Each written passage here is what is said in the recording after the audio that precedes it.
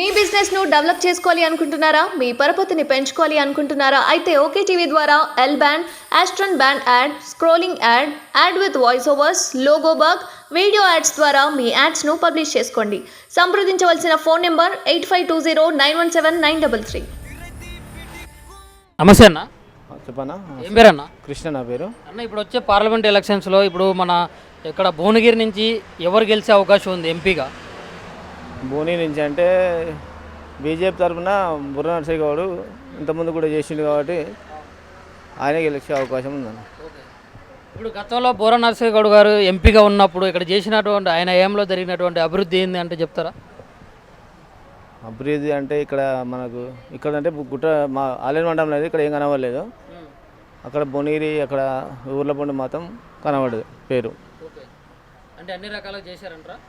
చేశారు. అంటే ఎటువంటి ఇబ్బంది లేకుండా మామూలుగా ఇప్పుడు వాటర్ గురించి కానీ, లైట్ల విషయం కానీ, లేకపోతే రోడ్ల విషయంలో కానీ ప్రతి ఒక్కటి కూడా ప్రజలకు ఎటువంటి ఇబ్బంది లేకుండా అభివృద్ధి చేశారంటారా? చేశాడు. ఇప్పుడు ఇక్కడ ప్రస్తుతం చూసుకున్నట్లయితే ఇటు కాంగ్రెస్ నుంచి మన చామల కిరణ్ కుమార్ రెడ్డి గారు కూడా గెలిచే అవకాశం ఉందని కొంతమంది చెప్తున్నారు. గెలిచే అవకాశం ఉందంటారు మరి? శ్యామల కిరణ్ రెడ్డికి పేరు ఉన్నది కానీ అది తక్కువ ఛాన్స్ అట్లా. ఇప్పుడు ఈ గత 10 సంవత్సరాల నుంచి కూడా బీఆర్ఎస్ ప్రభుత్వం ఉంది. బీఆర్ఎస్ ప్రభుత్వంలో ఇక్కడ యాదగిరి గుట్టలో జరిగినటువంటి అభివృద్ధి ఏంది? ఇక్కడ పూర్తిగా భువనగిరి జిల్లా వ్యాప్తంగా కూడా జరిగినటువంటి అభివృద్ధి ఏంది? బీఆర్ఎస్ పార్టీ ఉన్నప్పుడు కేసీఆర్ గారు ఒక గుట్ట ఒకటే డెవలప్మెంట్ చేసిండు. చుట్టుముట్టు ఊళ్ళు రోడ్లు పోయినాయి, అన్నీ పోయినాయి, రోడ్డు షాపులు పోయినాయి, ఉపాధి కోల్పోయారు చాలామంది. డెవలప్ అన్నాడు గుట్ట ఒకటే మీద కూడా చూసిన కింద ఉన్న వాళ్ళని పరిస్థితి ఆగమైపోయింది. ఇప్పుడు షాపులు వెళ్ళిపోయిన వాళ్ళకు సలహాలు ఇస్తున్నాడు, సలహాలు ఇచ్చిండు.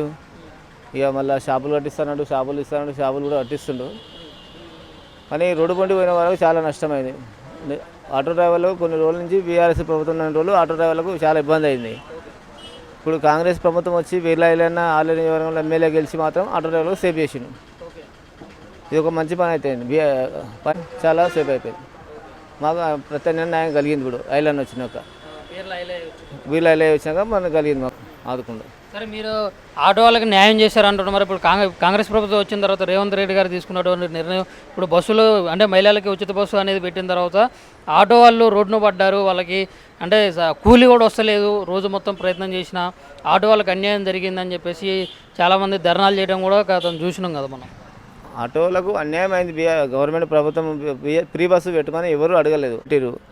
ఊర్ల పొంటి నడిచే ఆటోలకు కాకుండా ఈ టెంపుల్ ఉన్న ఏరియాలో కాబట్టి ఒక సేఫ్ అయింది ఆటో డ్రైవర్లకు. వేరే ఊర్ల పొంటి మాత్రం చాలా అన్యాయం జరిగింది. అది కూడా టెంపుల్ ఉంది కాబట్టి ఒక ప్రత్యామ్నాయం కలిగి లేకపోతే జర సేఫ్ అయిపోయింది ఆటోల వల్ల. కానీ ఫ్రీ బస్సుల వల్ల టెంపుల్ వల్ల పబ్లిక్ ఎక్కువ వస్తుంది. వేరే ఊర్ల నుంచి బండ్లు నడవాలంటే నడుస్తలేవు. చాలా టైట్ అయిపోయింది పరిస్థితి. ఆటోలు అమ్ముకునే పరిస్థితి అయిపోయింది. రోజు కనీసం వాళ్ళకు ఒక 500 కూడా కూలి కూడా పడతలేదు ఫ్రీ బస్సులు చేయవాటికి.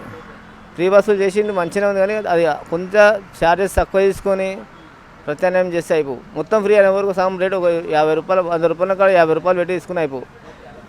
మొత్తం ఫ్రీ అయిన వరకు చాలా ఇబ్బంది అయిపోయింది ఆటో డ్రైవర్ల పరిస్థితి. ఇప్పుడు గుట్ట షాపులు కోల్పోయిన వాళ్ళకు షాపులు ఇచ్చిండు బీఆర్ఎస్ ప్రభుత్వంలో. ఇల్లు కోల్పోయిన వాళ్ళకు ఇల్లు స్థలాలు ఇచ్చిండు.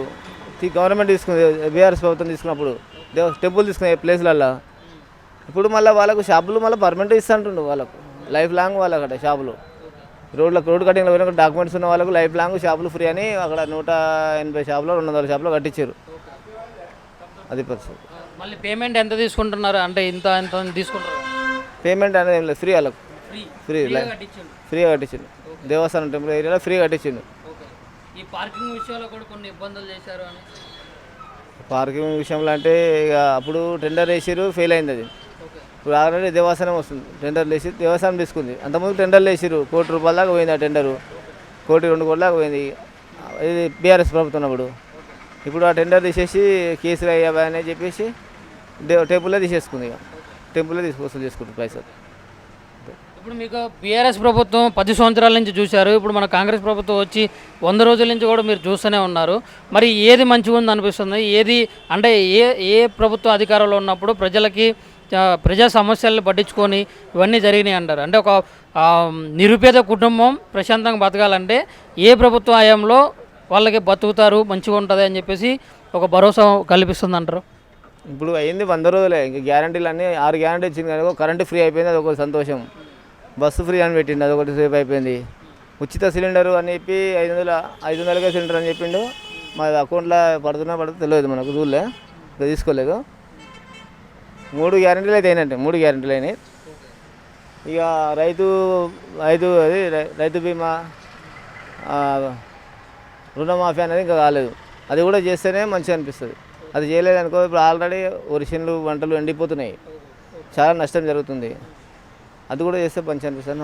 హామీలు ఇచ్చిన హామీలు అన్నీ గ్యారంటీ చేస్తే అప్పుడు కాంగ్రెస్ ప్రభుత్వం మంచిది. 100 రోజులు అయింది కదా, ఇంకా కొన్ని రోజులలో సెట్ అవుతుండొచ్చు. కొన్ని రోజులు ఇంకో 50 రోజులలో, ఇంకో 30 రోజులలో సెట్ చేస్తా అంటుండు. అది చేస్తే అప్పుడు గవర్నమెంట్ బాగుంటుంది.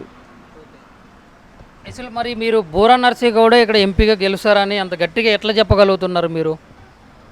ఎంపీఏ గెలుస్తారంటే పురాణశేఖర్ గౌడ్ ఇంతకుముందుకు చేసిండు, పేరున్నది, పేరుండి కొన్ని పనులు చేసే ఊర్ల పొంటి కానీ మనది కుయ్యకుల కుండొచ్చు, కానీ మన గుట్టనే వల్ల వేరే ఊర్ల పొంటిని అడిగింది.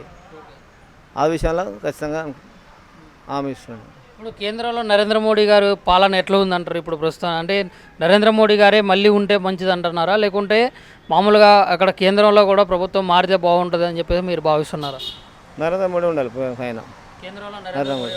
అవును.